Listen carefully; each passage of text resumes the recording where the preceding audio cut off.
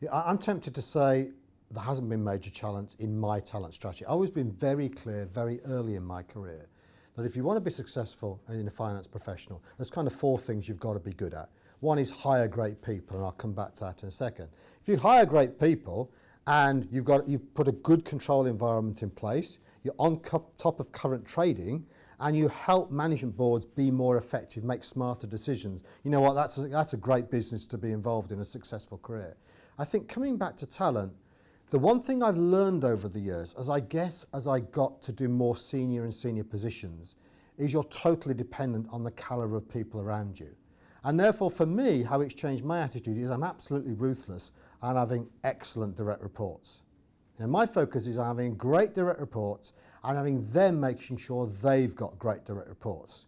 Because you've got a really high quality finance team, then you know you're going to have a strong control environment. You're not going to have to worry about concerns about is your reporting accurate. You're going to be on top of forecasts, but equally you're going to help operators make smarter commercial decisions.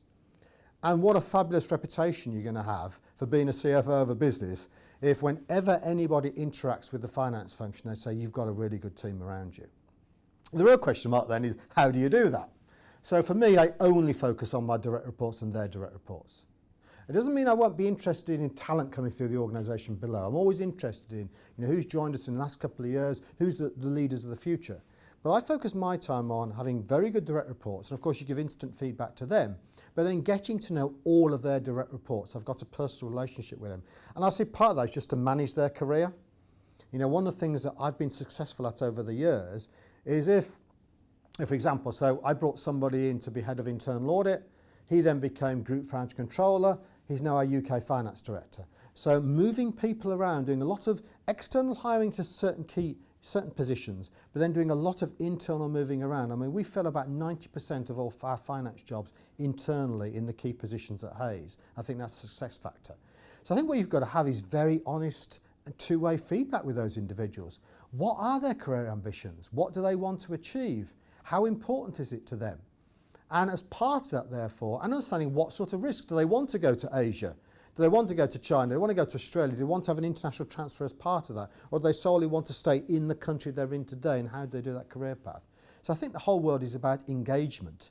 If you've built a good relationship and the top 50 people in our business thinks that a CFO is interested in their career, then absolutely you're much more likely to keep them. And perhaps what that means, therefore, then is when they do think about leaving, they'll come and have a discussion with you. And that does then give you a chance to say, you know what, here's an opportunity for you. Or, how can I make sure that, you stay in the business longer? And one of the key things I have learned is as the role becomes big, I started off as a small divisional finance director. I'm now Group FD of a global business. And as you go into more and more countries globally, you have to have a more formal evaluation of assessing talent in your organisation.